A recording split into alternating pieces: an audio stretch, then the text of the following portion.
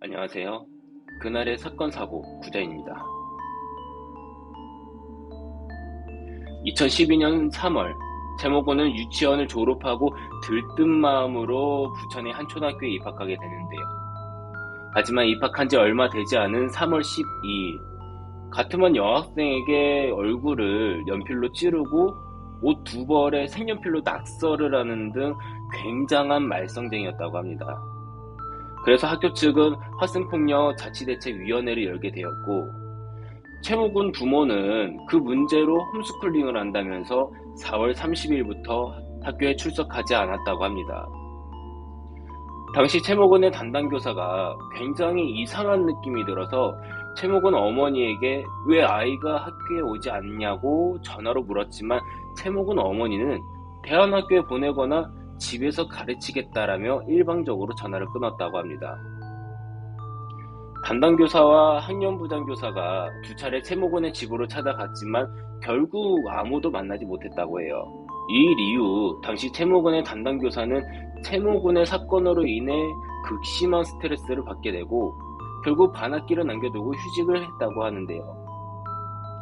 그러던 4년 뒤인 2016년 1월 15일 최모군의 부모는 긴급체포가 되었습니다. 그 이유는 2012년 10월 초에 최모군의 아버지는 당시 초등학생이었던 아들이 평소 목욕을 싫어했는데 목욕을 시키기 위해 욕실로 강제로 끌고 들어가는 과정에서 아들이 앞으로 넘어졌고 의식을 잃었다가 깨어났지만 병원에 데려가지 않고 방치하다 한 달 뒤 사망했다고 진술했습니다. 최모군의 어머니와 치킨을 더불어 소주를 먹고 잠이 들었으며 다음날 아침 아들이 의자에 앉아 의식이 없어진 채 발견되었다고 해요. 하지만 이미 아들은 숨진 뒤였고 숨진 것을 뒤늦게 알게 된 부모는 경찰에 신고할 생각도 하지 않았다고 합니다. 오히려 시신을 절단해 3년 동안 냉동 보관을 했고 남은 시신은 쓰레기통과 변기통에 나눠서 버린 것으로 자백을 받았다고 합니다. 부모의 이 엽기적인 살인사건이 자백을 받았음에도 불구하고 의문점이 드는 게 한두 개가 아닌데요. 첫 번째, 아들이 숨진 뒤에 시신 훼손 전 치킨을 시켜 먹었다.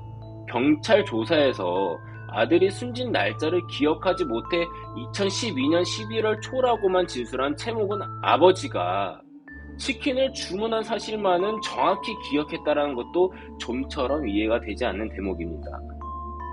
두 번째, 왜 시신 일부를 3년 동안 넘게 냉동 보관을 했을까?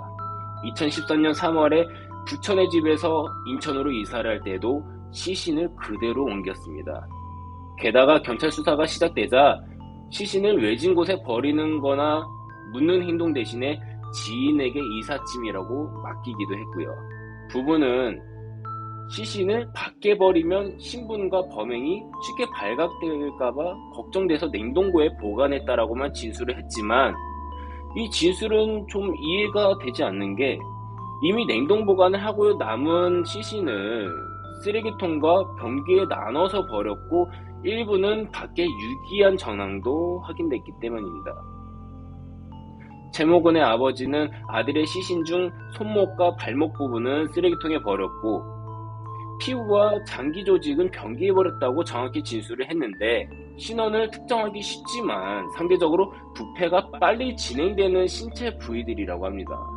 이 점을 최모군의 아버지가 사전에 인지하고 있었다면 이는 범죄 은닉을 위한 시신 처리에 상당히 치밀한 계획을 세우고 실행하려 했다라는 점, 그런 부분에 방증하게 됩니다.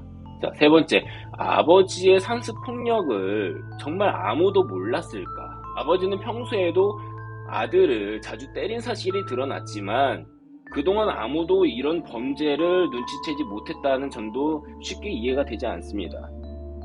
초등학교 1학년이던 최모군은 학교를 2개월 만에 그만두고 심한 폭행 이후에도 병원에 가지 못했다는 점을 미뤄볼 때 사실상 외부 감시자가 없는 가정폭력의 사각지대에 방치됐던 것으로 보여집니다. 최모군의 아버지는 2012년 10월 초쯤 아들을 심하게 때려 시신했지만 병원에는 보내지 않았다고 하는데요.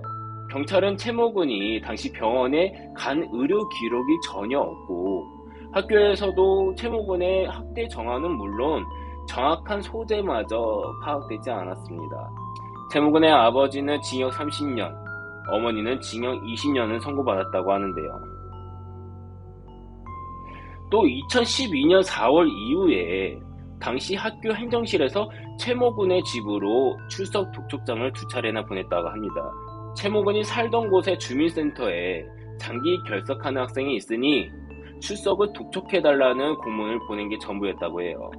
현행법상 장기 결석 학생의 소재를 파악하고 출석하도록 만드는 것은 교육기관이 아닌 행정기관이 할 일이라고 하기 때문에 학교 측은 가능한 범위에서 나름대로 할 일을 다했다라며 주장을 내세웠다고 합니다.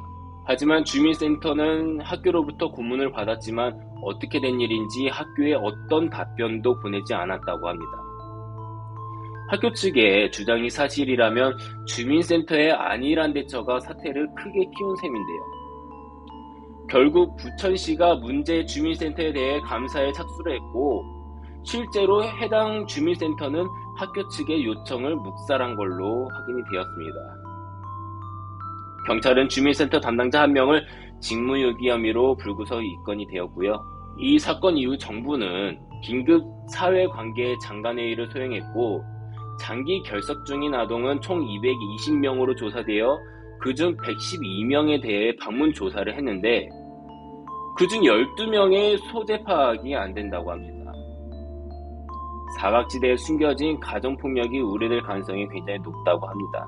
옛말에 동네에 한 아이가 있으면 온 동네 사람이 그 아이를 같이 키워야 한다는 말이 있습니다. 분노보다 관심이 필요할 것 같습니다.